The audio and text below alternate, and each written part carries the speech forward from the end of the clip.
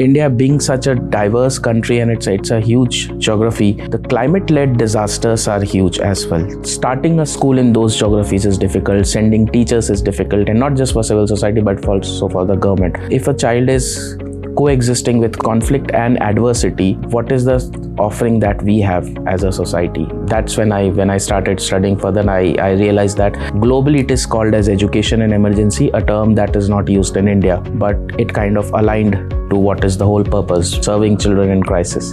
That's why I got interested, applied for it, and I'm here. Without collective leadership, it's going to be very hard to achieve this long-term impact. And we need everyone to be really aligned on why do we need to do this work? Why is it important? So that everyone come together and with different motives and different agendas are able to see the bigger vision and are able to see how they are moving towards that vision. Because when we're talking about education, when we're talking about the rights of children and young people, typically in our case, we see it through the migrant lens, that immigration status becomes such a barrier that leads to mental health crises, that leads to isolation, that leads to a lack of sense of belonging where they're not able to thrive. So I always imagine, what would it look like if our kiddos could just go to school without having this worry? Looking at a challenge in our communities, in the refugee settlements, and then come down to the level of the people and say, I realize this is a challenge in our community. What can we do about it to find a solution?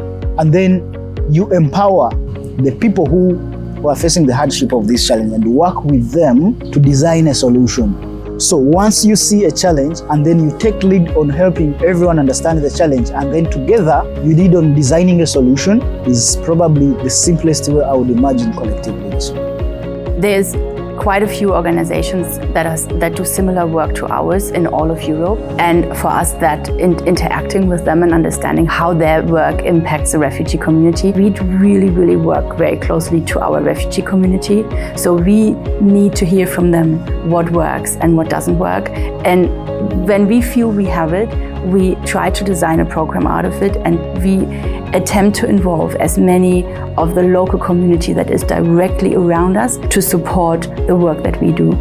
In Armenia, it's very important to mention that Teach for Armenia is the leading educational organization, establishing a coalition between organizations so we can all collaborate and make sure that all our efforts and resources are spread all across Armenia in the emergency context, improving the societies and communities we live in. So it's very important to acknowledge the fact that education and collective leadership all go together, and it's very vital to collaborate and to be in the ecosystem all together. When a child comes to school, I want the school to be ready for that.